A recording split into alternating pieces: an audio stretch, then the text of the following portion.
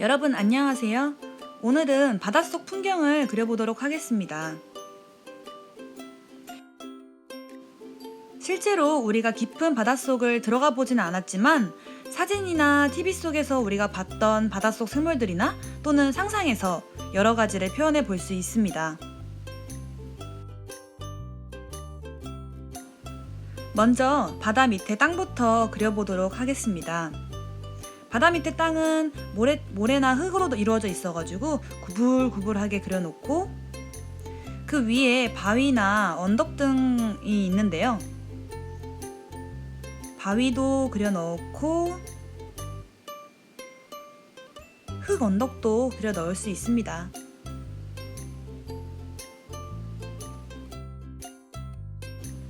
이렇게 그려놓은 바닷속의 땅과 바위 틈들에 살고 있는 생물들을 그려볼 건데요. 우선은 불가사리를 한번 그려볼게요. 불가사리는 5개의 다리로 이루어진 별 모양으로 그리면 돼요. 선도 그려주고요. 다른 작은 불가사리들과 불가사리 친구들도 같이 그려줄게요.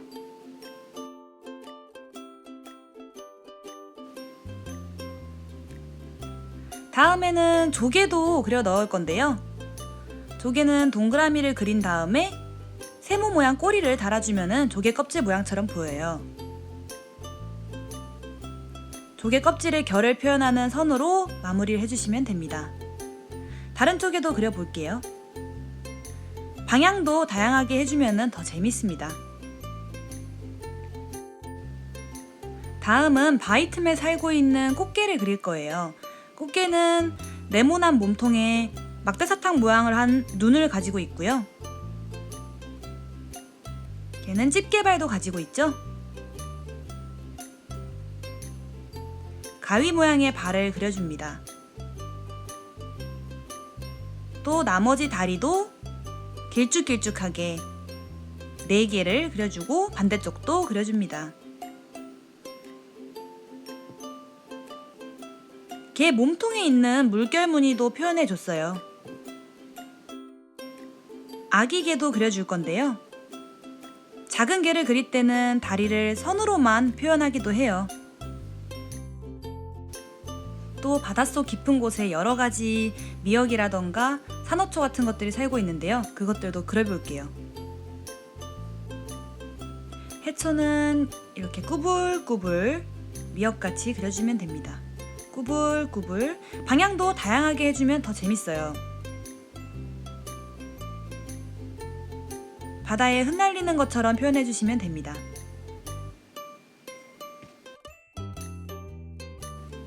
다른 모양의 해초도 그려볼게요. 좀 더 이파리가 크고 넓은 해초입니다. 산호는 불규칙한 모양으로 그려주는 것이 더 재밌어요. 꾸불꾸불한 모양의 산호초를 그려줍니다.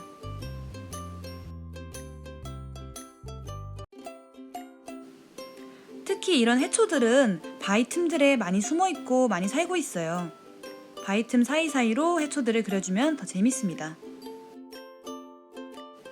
자, 이제 땅에 붙어있는 생물들은 다 그렸고 이제 바닷속의 물고기들을 그릴 건데요. 영화나 드라마를 보면은 주연 배우와 조연 배우들이 있잖아요. 그림에서도 마찬가지로 우리가 강조하고 싶은 것들은 더 큼지막하게 앞으로 나와 있는 것처럼 표현을 하고요. 멀리 있거나 주인공보다 중요하지 않은 것들은 좀 작게 표현을 해서 크고 작고의 차이를 줍니다.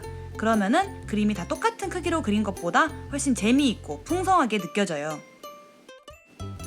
선생님은 오늘 고래를 주인공으로 할 건데요. 고래는 위쪽 등 부분이 동그랗고 꼬리는 다시 위로 쑥 올라가게, 배 부분은 평평하게 그려줍니다. 꼬리는 수염처럼 이렇게 2갈래로 그림을 그려줍니다. 고래의 팔이 되는 지느러미도 하나 그려주고요. 고래의 배 부분인 평평한 선을 구분을 지어줍니다. 빗금을 쳐줘서 질감을 다르게 표현하면 재밌어요. 입도 자유롭게 그려주시면 되고요. 착한 고래의 성격을 담은 눈도 그려줍니다.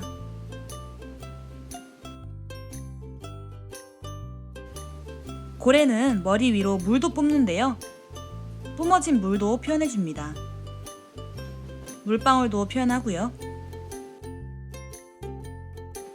큰 고래 옆으로 아기 고래도 귀엽게 그려줍니다. 표정도 재미있게 웃는 표정으로 그려줄게요. 주인공인 고래를 다 그렸습니다. 옆쪽에서 멸치대가 날라오는 그림을 그릴 건데요. 멸치대들은 작은 타원과 세모 모양을 반복해서 사용해줘서 표현합니다.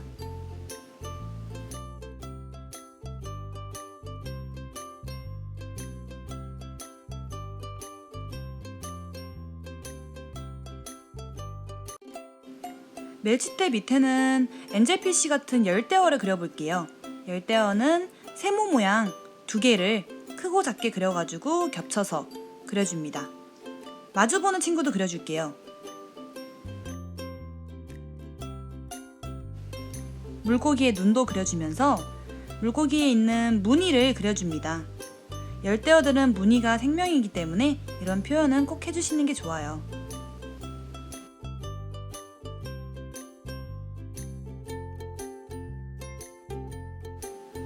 다음으론 문어를 그려볼 건데요.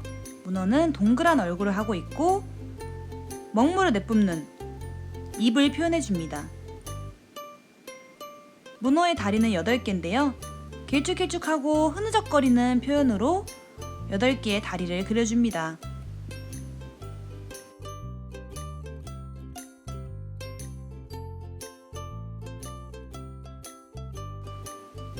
문어의 마지막 다리까지 그려줍니다.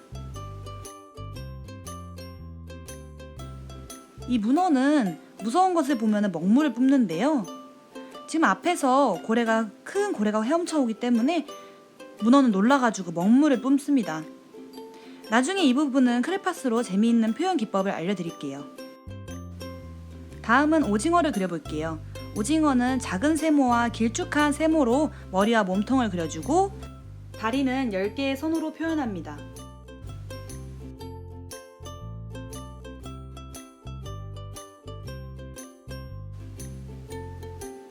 바닷속이기 때문에 너무 일자로 서 있는 것보다는 이렇게 각도를 틀어가지고 헤엄치듯이 표현하는 것들이 바닷속 그리기에서 아주 재밌는 요소입니다. 마지막으로 왼쪽에서도 헤엄쳐 오는 물고기를 그려볼게요.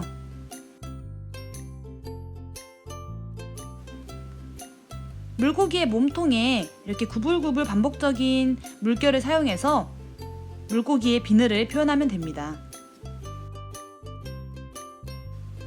물고기들이 숨을 쉴 때마다 나오는 물방울들로 뽀글뽀글 그려주시면 되고요. 자, 이제 어느 정도 바닷속 풍경들이 꽉 차게 그려졌는데요. 너무 꽉 차게 그리는 것보다는 이런 여백들이 조금 있는 것이 훨씬 더 그림을 입체감 있게 표현할 수 있습니다. 이제 색칠을 해볼게요. 색칠 도구로는 크레파스와 색연필을 준비했습니다. 크레파스는 조금만 사용을 하고 색연필로 색칠을 할 건데요. 우선 크레파스로 문어의 먹물을 표현하는 법을 보여드릴게요. 문어 입에 진하게 크레파스 검은색으로 칠해줍니다. 그런 뒤 손가락으로 세게 눌러서 바깥쪽으로 번지게 표현을 해주면 돼요.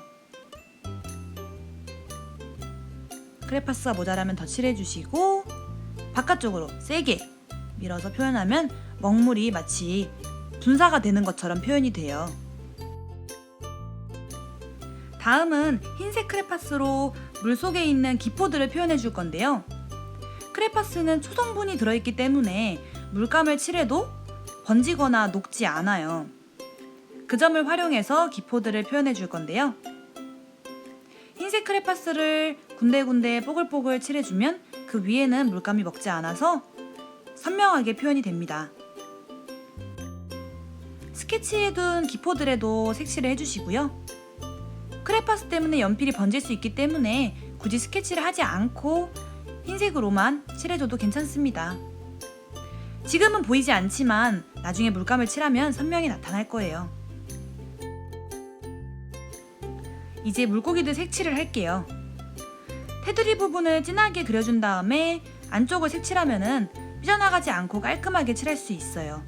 또 겉에는 어둡게 안쪽은 연하게 칠하면 입체감도 삽니다.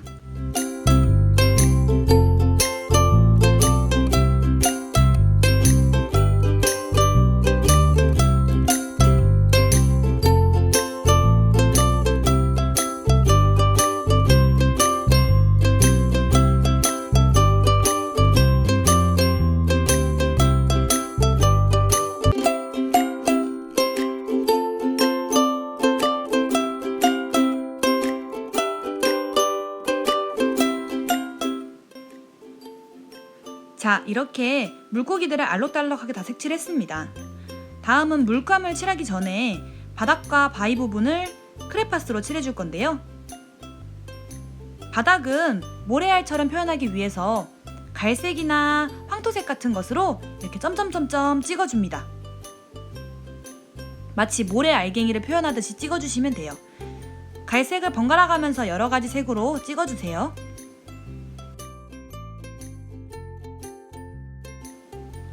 다음은 바위도 칠해줍니다. 그림자가 지는 부분은 더 어둡게 표현하고 안쪽에 있는 것은 더 진하게, 바깥쪽에 있는 것은 더 연하게 표현하면 더 입체감과 풍성한 느낌이 들어요. 자, 이렇게 크레파스와 색연필로 모두 칠을 완료했고요. 이제 물감으로 배경을 칠해줄 거예요. 물감은 바다를 표현할 수 있는 파랑색과 땅을 표현하는 황토색을 두 가지 준비했어요. 우선 파랑색에다가 물을 많이 타서 바다를 먼저 칠해볼게요. 물을 섞으면서 약간의 초록색을 섞어주시면 더 깊은 바다색을 낼 수 있어요. 아까 말했듯이 크레파스나 색연필 위로는 물감이 번지지 않아서 편하게 칠해주시면 됩니다.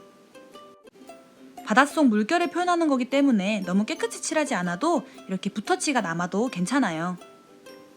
바닷물 위쪽에는 물을 더 많이 타서 더 연하고 흐리게 칠해주시면 됩니다. 아까 흰색으로 크레파스 칠했던 기포들이 지금은 선명하게 나타나죠? 다음은 황토색으로 땅을 표현할게요. 땅에도 물을 적당히 타서 모래알 그려준 것 위로 칠해주시면 됩니다. 흰색 기포들을 그린 것처럼 이 모래알들도 크레파스 찍어준 것들이 그대로 나타나는 게 보이시죠? 자, 이렇게 물감까지 칠하고선 바닷속 풍경 그리기는 완성!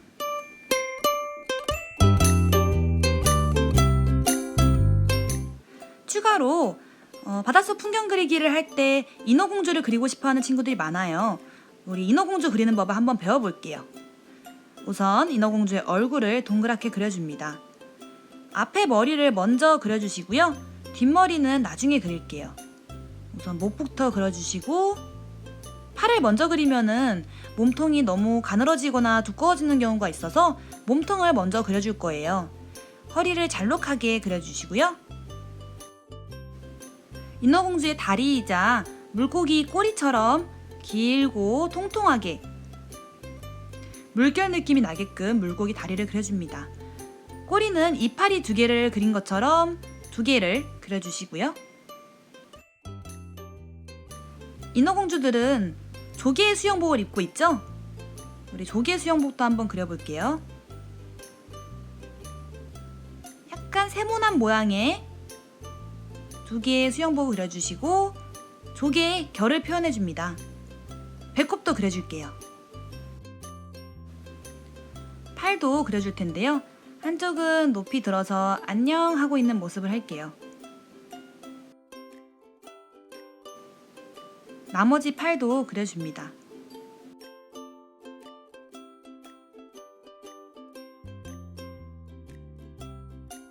팔을 다 그리고 나면은 긴 머리를 그려주면 돼요. 머리를 길게 등 뒤로 이어지게끔 그려주시면 됩니다.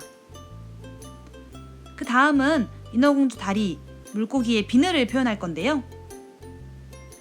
레이스를 그리듯이 구불구불 동글동글 그려주시면 됩니다. 예쁜 눈, 코, 입까지 그려주면 인어공주 완성입니다.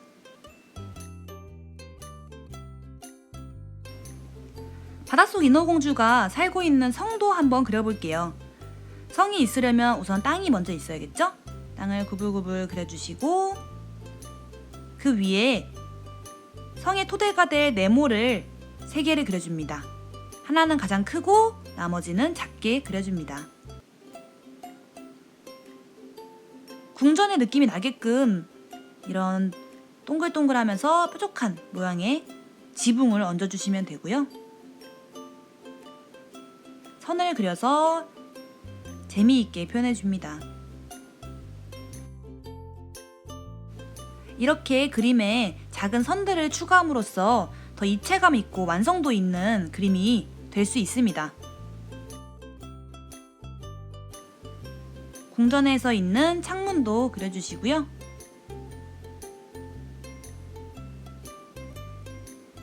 문까지 그려주면은 성도 완성됩니다. 자, 이렇게 인어공주까지 그려보았는데요. 이 밖에 여러 가지 자료가 있으니 보시면서 여러분도 상상의 나래를 펼쳐 예쁜 바닷속 풍경을 그려보시기 바랍니다. 그럼 지금까지 시청해주셔서 감사합니다.